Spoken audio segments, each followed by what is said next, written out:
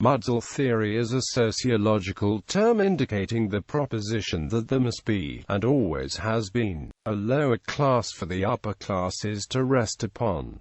The term derives from a Mudsill, the lowest threshold that supports the foundation for a building. The theory was first used by South Carolina Senator Governor James Henry Hammond, a wealthy Southern plantation owner, in a Senate speech on March 4, 1858, to justify what he saw as the willingness of the lower classes and the duty of non-whites to perform menial work which enabled the higher classes to move civilization forward. Efforts to reduce class or racial inequality, under this theory, inevitably run counter to civilization itself. Many saw the argument as a weak justification for exploitation, and a flimsy example of creating your own science to reference as proof. An obvious flaw lies in that there are no indications as to which class or race rightfully belongs to the Mudsill other than the presupposed regional groups that were already in place at the bottom, or the class or race that was the least technologically and culturally advanced, thus causing a circular argument. It was directly used to advocate slavery in the rhetoric of others pre-Civil War Democrats that were struggling to maintain the grip on the Southern economy. They saw the abolition of slavery as a threat to their powerful new Southern market that revolved almost entirely around the plantation system, which was furthered by the use of primarily African slaves, but also utilized destitute whites. These and other colloquialisms were used as rhetoric in what has been dubbed the Marxism of the master class, which fought for the rights of the propertied elite against what were perceived as threats from the abolitionists, lower classes and non-whites to gain higher standards of living. Abraham Lincoln argued forcefully against the Mudsill theory, particularly in a speech in Milwaukee, Wisconsin, in 1859, where he delineated its incompatibility with free soil. In his view, Mudsill advocates conclude that all laborers are necessarily either hired laborers or slaves, since to them, nobody labors unless somebody else, owning capital, induces him to do it. Further, Mudsillers believed that these laborers were fatally fixed in the status.